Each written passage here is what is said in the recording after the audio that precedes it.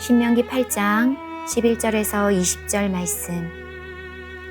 내가 오늘 내게 명하는 여호와의 명령과 법도와 규례를 지키지 아니하고 내 하나님 여호와를 잊어버리지 않도록 삼갈지어다. 내가 먹어서 배부르고 아름다운 집을 짓고 거주하게 되며 또 내 소와 양이 번성하며 내 은금이 증식되며 내 소유가 다 풍부하게 될 때에 내 마음이 교만하여 내 하나님 여호와를 잊어버릴까 염려하노라.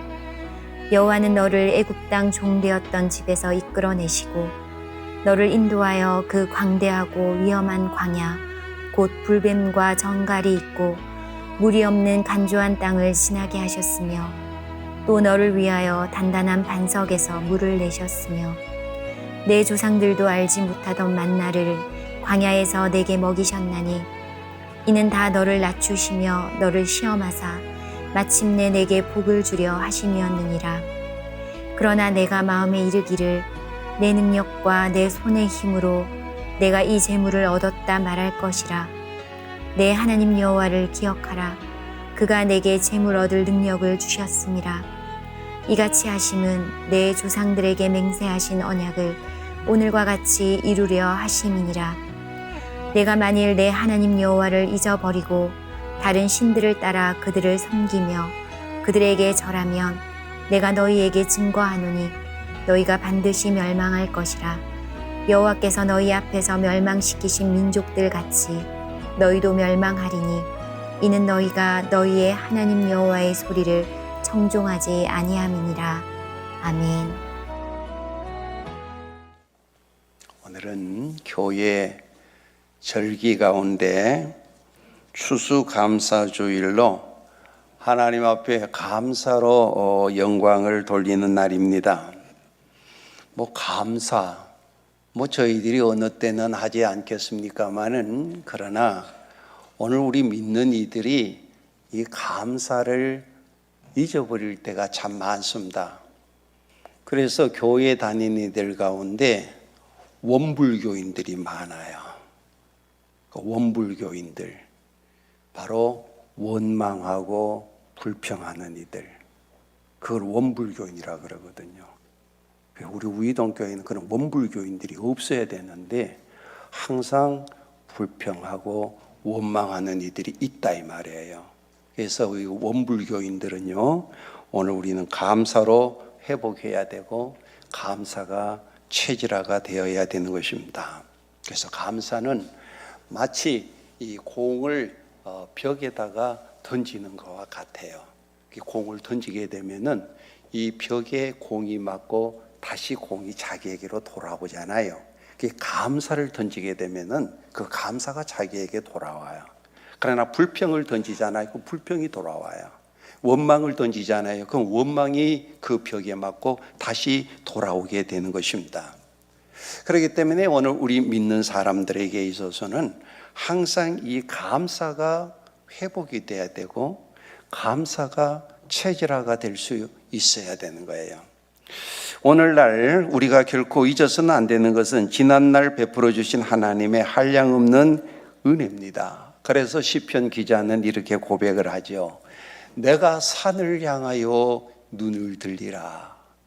나의 도움이 어디서 올까? 나의 도움은 천지를 지으신 여호와께서로다 그랬습니다. 오늘 우리들의 행복이, 우리들의 만족이, 기쁨이 어디에 있습니까? 하나님의 은혜에서 나옵니다. 그래서 오늘 본문에 보면은요, 광야에 살고 있는 이 백성들을 향해서 모세가 하나님의 은혜를 잊지 말고 감사하라, 그렇게 말씀을 하고 있습니다.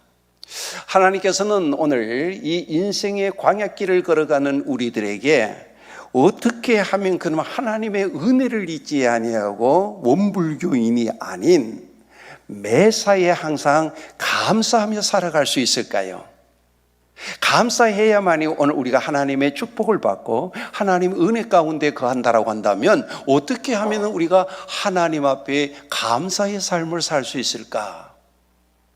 오늘 주시는 말씀을 통해서 몇 가지를 생각을 해보고자 합니다. 첫 번째는 우리 하나님은 지나간 과거를 하나님의 은혜로 해석하기를 원합니다.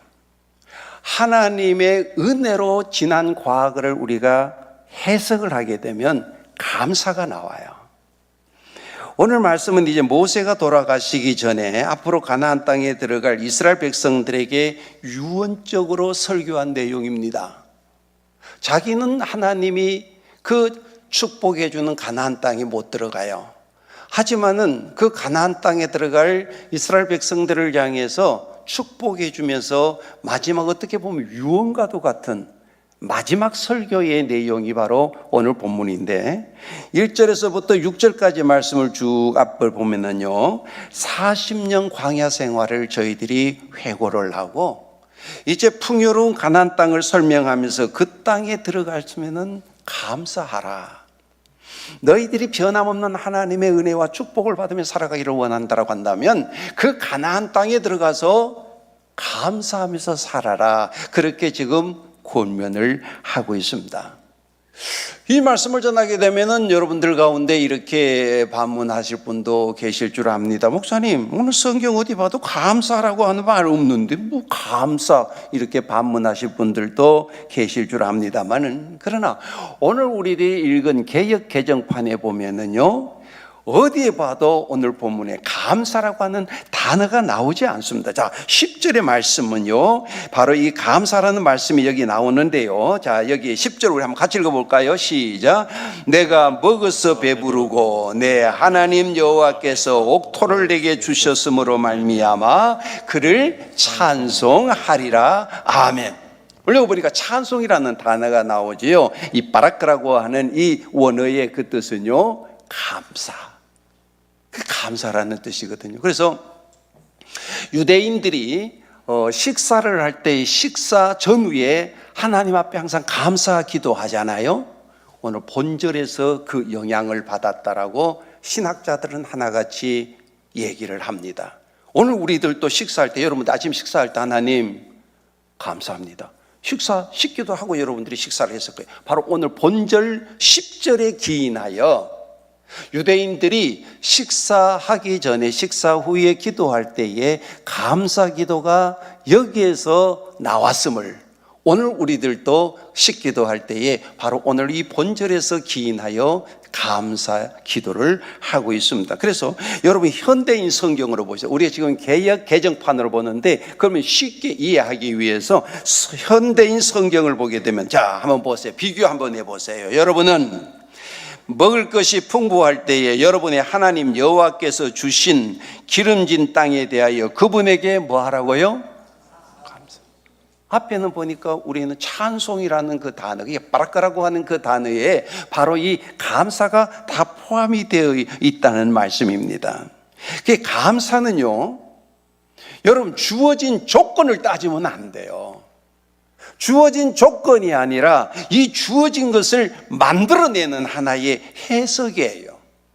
그러니까 해석을 어떻게 하느냐에 따라서 어느 관점에서 해석하느냐에 따라서 감사할 수도 있고 불평할 수도 있어요. 많은 것이 주어졌음에도 불평할 수도 있고 조그마한 것이 주어졌음에도 감사할 수 있어요. 뭐에 따라서? 해석에 따라서. 해석에 따라서 감사도 되고 불평도 될 수가 있습니다. 그래서 어느 때든 어느 곳에든 감사를 캐내게 되면 감사가 나와요.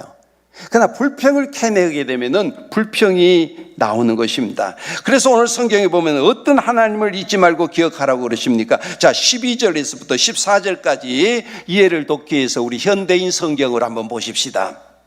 한번 같이 읽을까요? 시작. 여러분이 먹을 것이 풍부하고 아름다운 집을 짓고 살며 양떼와 소떼와 은과 금과 여러분의 재산이 많아질 때 여러분은 교만하여 이집트에서 종살이 하던 여러분을 인도해내신 여러분의 하나님 여호와를 잊지 않도록 명심해야 합니다. 아멘. 종살이 하던 저들이 자유인이 되어서 하나님의 지금 복을 받아서 그 하나님의 은혜를 기억하라는 이야기입니다. 자, 15절 16절을 한번 보십시오. 15절과 16절을 보시면은요 하나님이 어떤 은혜를 베풀어 주셨다는 거예요? 종되었던 집에서 이끌어내었다. 출애굽시켰다는 거죠. 그래서 끝난 것이 아니에요. 저들을 인도하셨습니다. 지나게 하셨습니다. 그리고 저희들이 목말랄 때 물을 내주셨습니다. 그리고 저희들이 목말랄 때뿐만 아니라 배고파할 때에 먹을 것을 또한 주셨습니다. 그런데 오늘 우리들은 왜 지난 날들에 대해서 감사에 인색할까요? 감사하며 살아야 될 사람들이 감사에 인색하다 말입니다. 그 왜 그럴까요? 지난 고난 때문에 그래요. 지난 어려움 때문에 오늘 우리는 감사를 잊어버리고 살 때가 많습니다. 그런데 여러분, 우리 믿는 이들은 그 고난을 신앙으로, 은혜로 해석할 수 있어야 돼요. 왜 고난의 과정을 통과하게 했는가? 지난날 생각하기도 싫어. 너무 힘들어서. 아마 여러분 나름대로 다 물어보면은 이런 일 저런 일로 인하여 힘들고 어렵고 시험이 든 많이 계실 줄 압니다. 그런데 고난의 과정을 통과하게 된 그 세 가지 이유를 성경이 오늘 말씀하고 있는데 2절 한번 보세요. 2절 말씀을 보면은요, 여러분이 거기에 보면은 어떻게 기록이 되어 있습니까?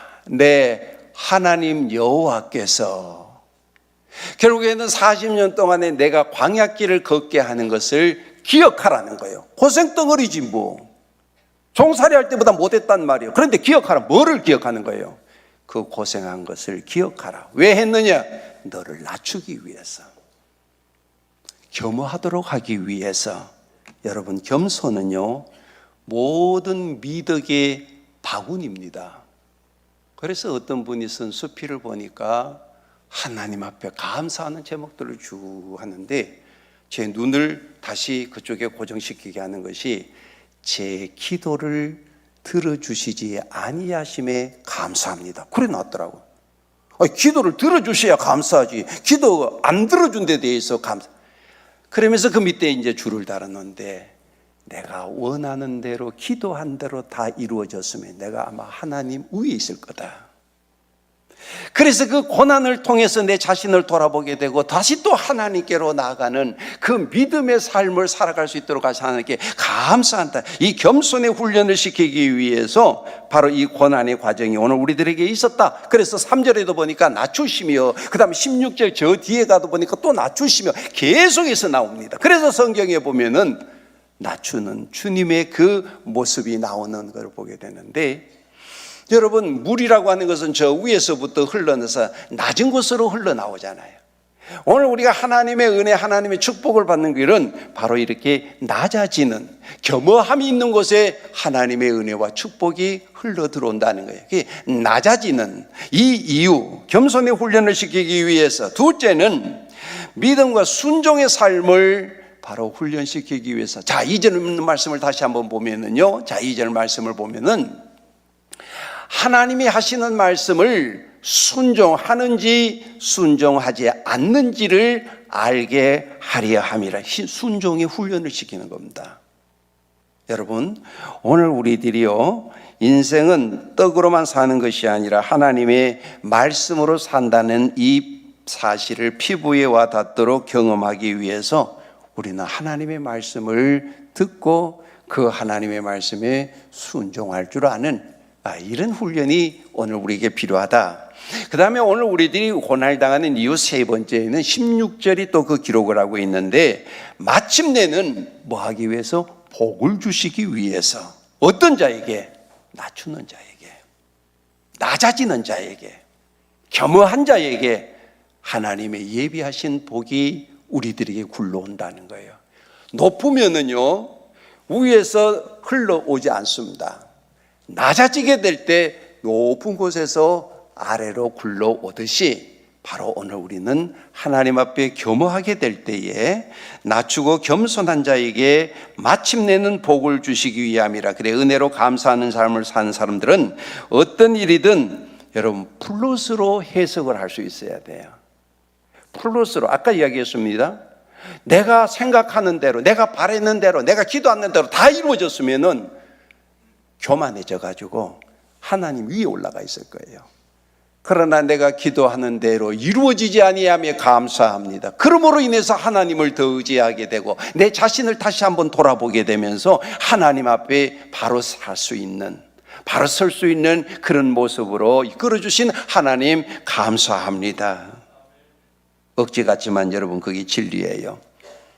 역사는 하나님이 섭리하시고 결국 협력해서 선을 이루기 때문입니다. 우리를 사랑하시는 선하신 하나님이시기 때문에 그렇습니다. 모든 과정을 통해서 마침내 복을 주시는 하나님이시기 때문에 그렇습니다.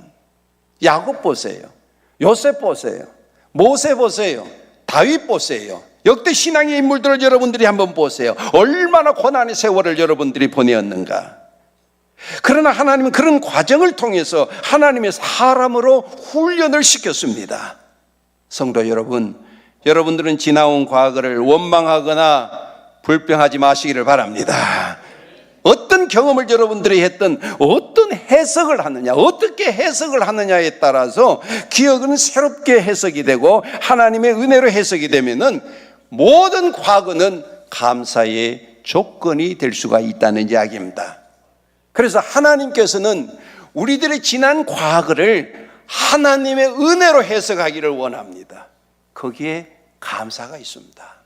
한번 따라 하시기를 바랍니다. 과거는 하나님의 은혜로 해석하자.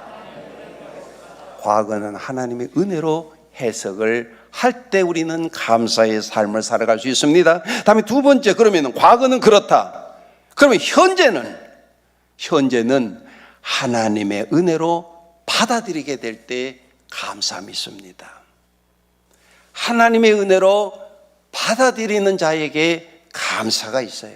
그런데 아무리 여건이 좋은 가운데 있어도 이게 하나님의 은혜로 받아들이지 아니하면은 불평불만일 수밖에 없습니다. 감사로 오늘 우리들이 생활을 하려면 하나님의 은혜로 오늘 현재를 받아들이자. 자, 17절과 18절 말씀 한번 보시기 바랍니다. 우리 한번 같이 읽어볼까요? 시작. 그러나 내가 마음에 이르기를 내 능력과 내 손의 힘으로 내가 이 재물을 얻었다 말할 것이라. 내 하나님 여호와를 기억하라. 그가 내게 재물 얻을 능력을 주셨음이라. 이같이 하시면 내 조상들에게 맹세하신 언약을 오늘과 같이 이루려 하심이니라. 아멘. 하나님 여호와를 잊으면 안 돼요. 내가 잘나서 내 뭐 능력이 있어가지고 내 손의 힘으로 지금 뭐 이런 재물을 얻었고 이렇게 이루었다, 천만에요. 오늘 말씀해 보니까 18절 시작하면서 내 하나님 여호와를 기억하라. 그가 그랬습니다. 누가? 하나님. 하나님이 허락해 주셔야 우리가 받는 것이지 하나님이 허락해 주지 아니하시면은 받을 수가 없는 거예요. 그 모든 것들이 다 하나님으로부터 주어졌다. 이거 내 공로가 아닙니다. 내 능력이 아니라만요. 누가 주신 것이라 했어요? 그가 그랬습니다. 그가 내게 재물 얻는 능력을 주셨다 그랬습니다.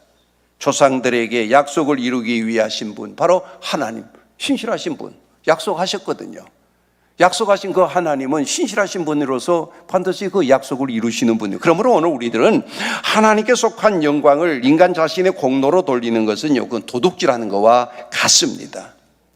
자신이 소유하고 있는 재물이나 지위 혹은 명예 등이 자기 스스로의 노력이나 공로로 이루어진 것이 아니에요. 내가 뭐 노력을 하고 내가 무슨 공로가 있어가지고 천만에요. 그 교만에서 빨리 벗어나야 됩니다. 모든 것은 하나님으로부터 주어졌다. 내 공로요, 내 어떤 능력으로, 그건 착각이에요. 그건 상당히 교만입니다. 세계를, 역사를 변화시킨 위대한 종 바울의 고백을 한번 보세요. 고린도전서 15장 10절 말씀해 보면은요, 내가 나 된 것은 하나님의 은혜로 된 것이다. 똑똑하잖아요. 세상적으로 보면. 그만큼 배운 사람이 있어요? 그만한 학교 나온 사람이 있어요? 그만한 훌륭한 스승 밑에서 교육받은 사람이 있어요? 가정 배경 좋죠? 얼마나 사람 똑똑합니까? 그러나 모든 것은 다 하나님의 은혜로다. 내가 수고한 것은 내가 한 것이 아니라 그건 다 나와 함께 하신 하나님의 은혜로라 그랬습니다. 그러니까 지금 나에게 만족할 주권이 주어졌다면 그거는 은혜로 받아들여야 됩니다. 나를 드러내며 교만이나 자아도취의 수단으로 삼지 말아야 된다는 말입니다. 만족할 만한 삶의 조건이 주어졌습니까? 지금 주어진 조건이 하나님의 은혜로 주어졌음을 고백하며 감사할 수 있어야 됩니다. 설령 주어진 조건이 자신이 보기에는 절망적이고 심각하다 할지라도 그건 역시 하나님의 은혜로 받아들이고 감사할 수 있어야 됩니다. 다니엘 보세요. 다니엘이요, 기도하게 되면은 국무총리의 지위, 명예 한순간에 잃어버릴 수 있습니다. 아니, 더 나아가서는요, 목숨도 보장받을 수가 없습니다. 그런데 다니엘서 6장 10절 말씀 보니까 다니엘이 이 조서의 의인이 찍힌 것을 알고도 그랬어요. 그렇게 하게 되면은 국무총리의 지위에서 명예에서, 그리고 더 나아가서는 자기의 생명도 끝날 버릴 줄 모른다라고 하는 데서 그것을 알면서도 자기 집에 돌아가서 이전에 하던 대로 하나님 앞에 기도하며, 끝에 보세요, 감사. 많은 사람들이 보는 앞에서 입술을 열어서 공개적으로 감사합니다. 하나님의 은혜로 이 문제가 해결된 것을 내다보면서 감사하는 거예요. 결과가 어떻게 됐습니까? 하나님께서 사자의 입을 다물게 하셨고 왕의 신뢰를 더 얻게 만들었고 오히려 원수들이 사자의 밥이 되지 않습니까? 여러분, 감사는요, 미래를 보장하는 행복의 원료입니다. 감사는요, 하나님의 축복을 받는 그릇이요, 불평은 불행의 재료가 되는 것입니다. 사람이 감사하지 못하는 이유는 왜 그럴까요? 자꾸 다른 사람하고 비교한단 말입니다. 나보다도 더 나은 사람, 나보다도 더 많이 가진 사람, 나보다도 더 뛰어난 사람, 자꾸 비교한. 여러분, 나 돈 많아.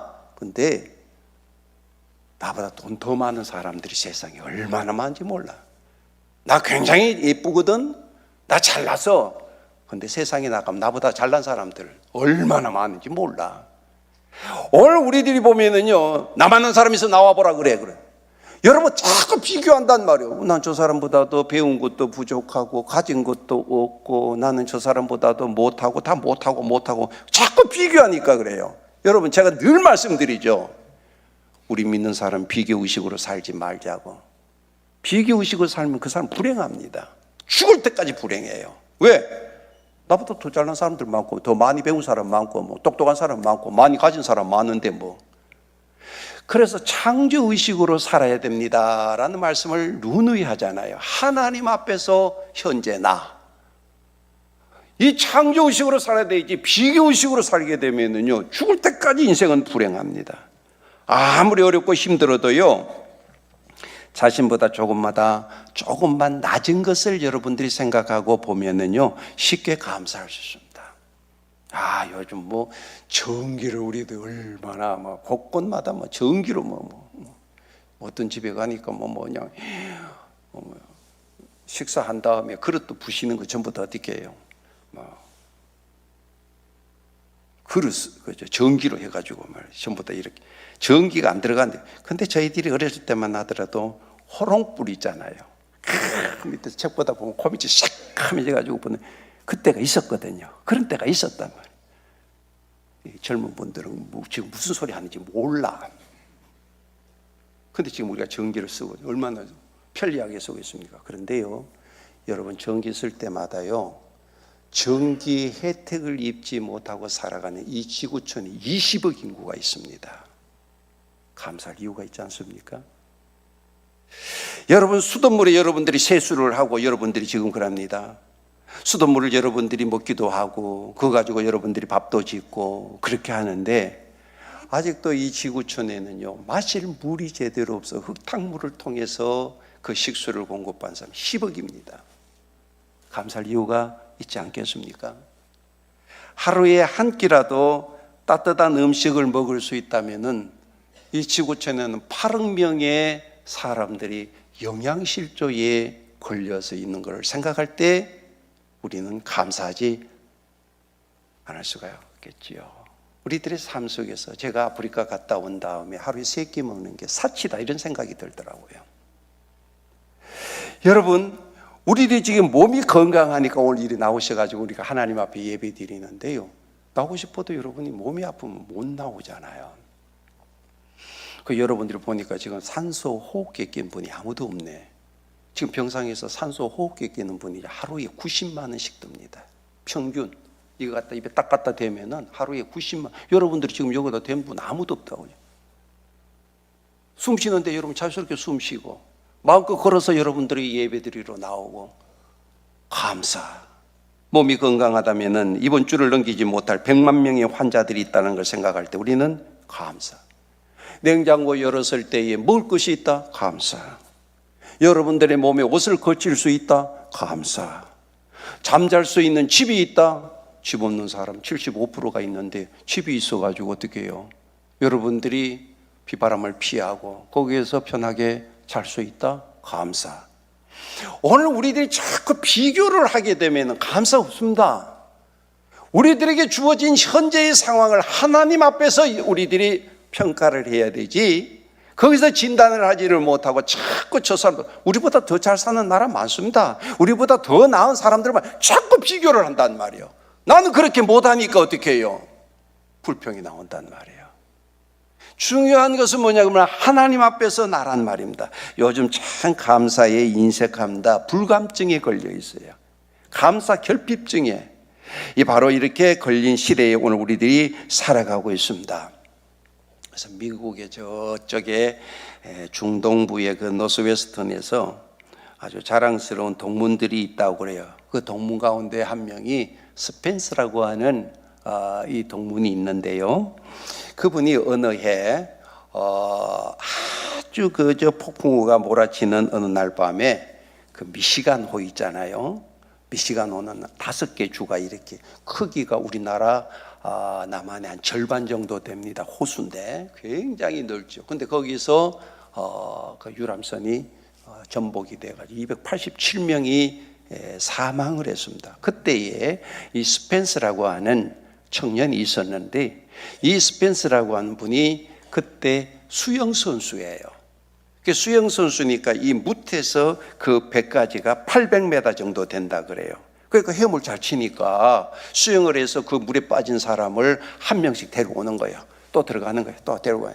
그래서 16번 왕복을 해서 17명을 이제 구출을 합니다. 그러나 그는 탈진을 한 다음에 결국 일어나지 못하고 회복되지 못해서 평생 휠체어에 의지하고 살았습니다.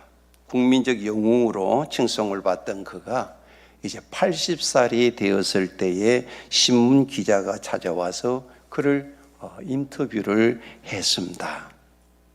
그 비극적인 밤 이후에 무엇이 가장 기억에 남습니까? 그렇게 물으니까 그때 스펜서가 내가 구출해 준 사람이 17명이었는데 훗날 나를 찾아오거나 내게 감사를 표한 사람이 한 사람도 없었습니다.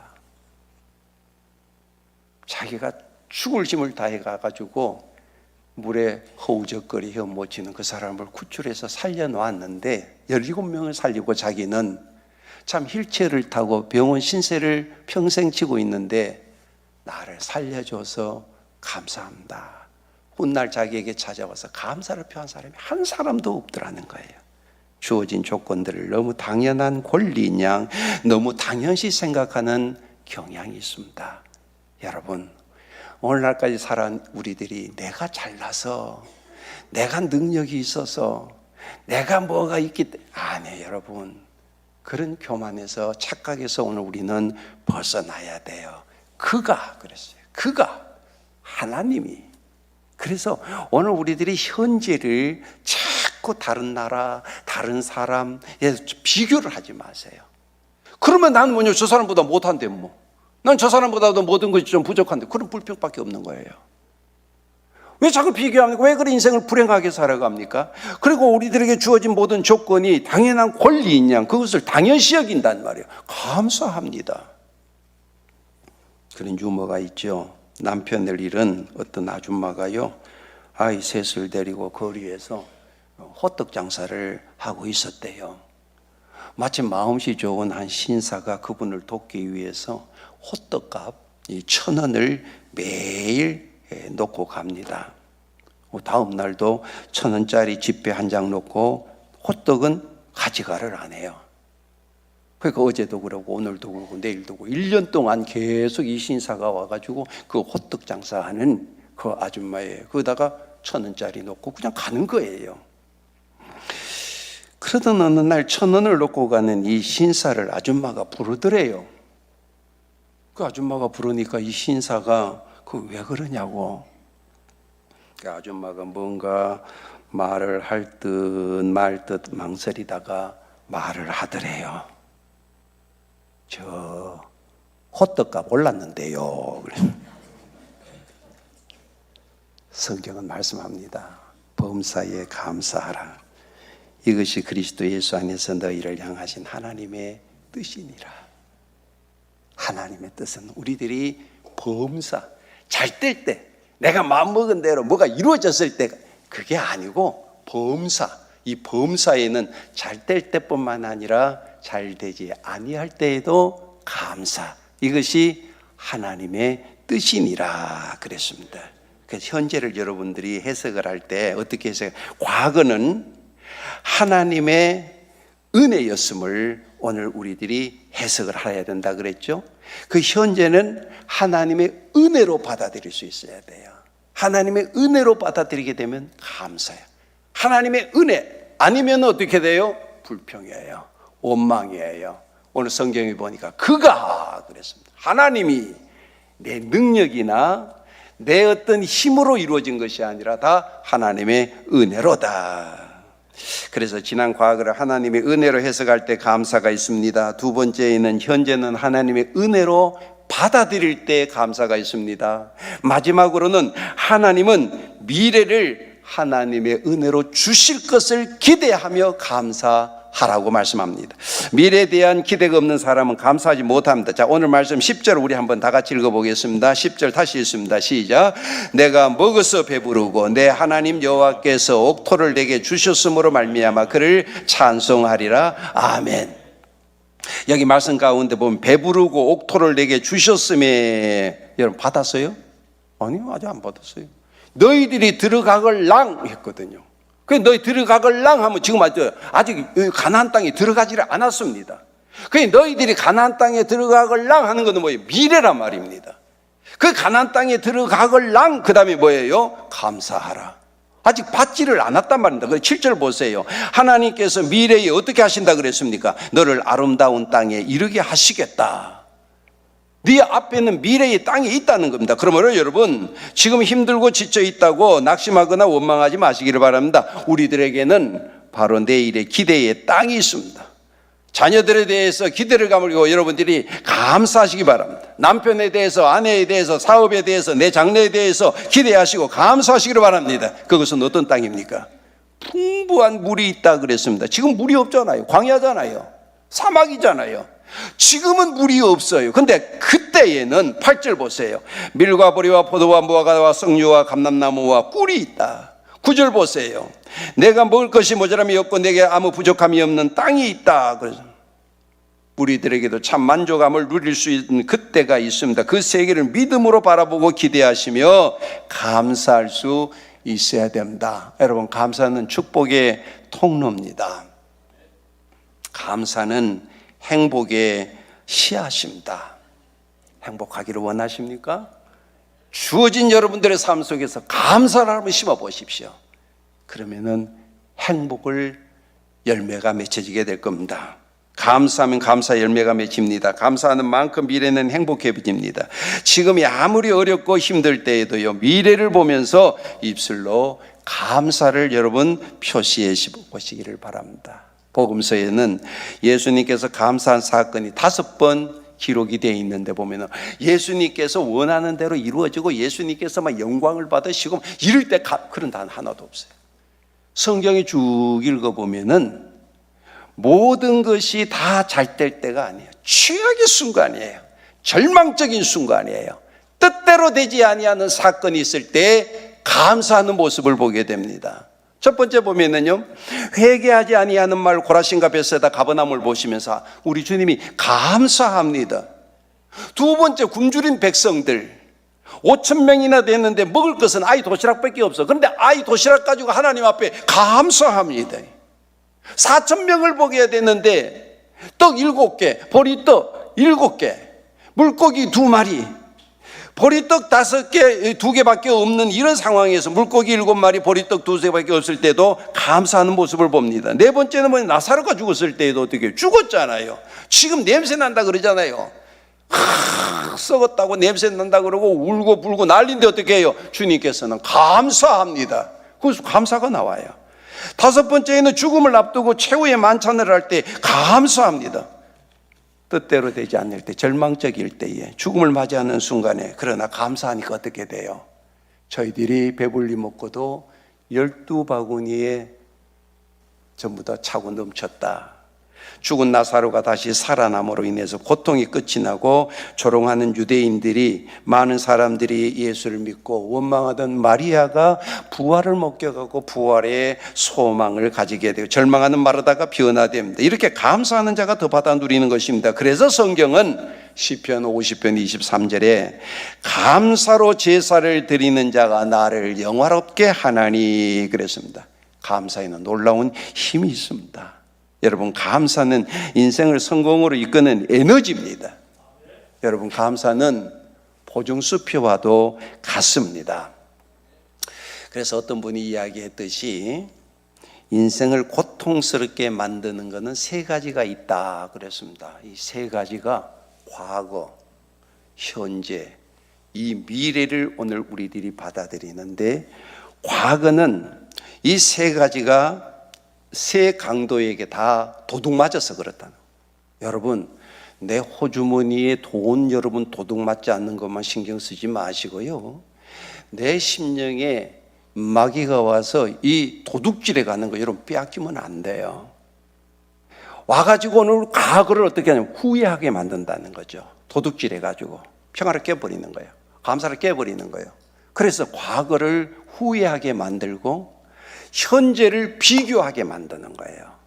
저 김 집사, 으씨, 이 집사, 으씨, 자꾸 이웃 사람들하고 비교한단 말이에요. 현재, 과거는 후회, 현재는 비교.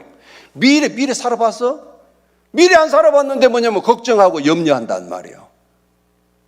걱정하고 염려, 왜 여러분들이 꾸어다가 염려하고 걱정합니까? 아직 안 살아봤는데. 그러니까 오늘 우리들의 인생이 복되게 살지 못하고 항상 불행하게 살아간다. 그리고 어느 분이 그렇게 쓴 글을 보게 됩니다.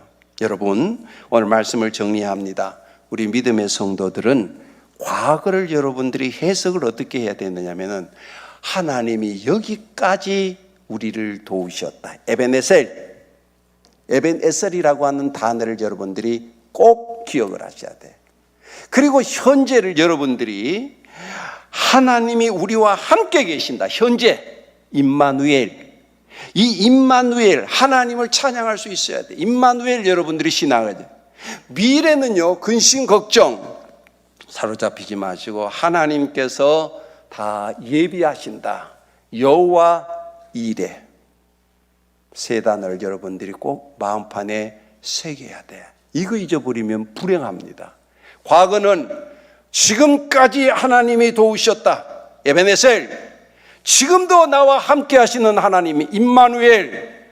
앞으로 하나님이 모든 것을 준비하시고 예비하신다. 여호와 이레.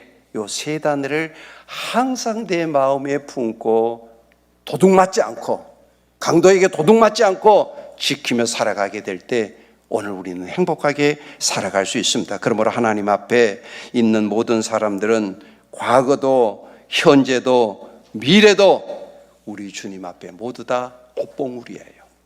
꽃봉우리. 우리 주님께서 우리들에게 감사하는 자에게 주고자 하는 꽃봉우리.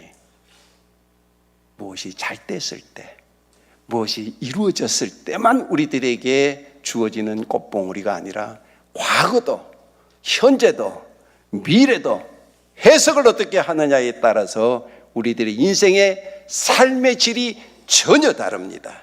합력하여 선을 이루는 주님의 꽃자리, 여러분들이 보시면서 로마서 8장 28절에 있는 말씀을 우리 함께 읽으면서 말씀을 마치고자 합니다. 시작. 우리가 알거니와 하나님을 사랑하는 자 곧 그의 뜻대로 부르심을 입은 자들에게는 모든 것이 합력하여 선을 이루느니라. 아멘. 할렐루야.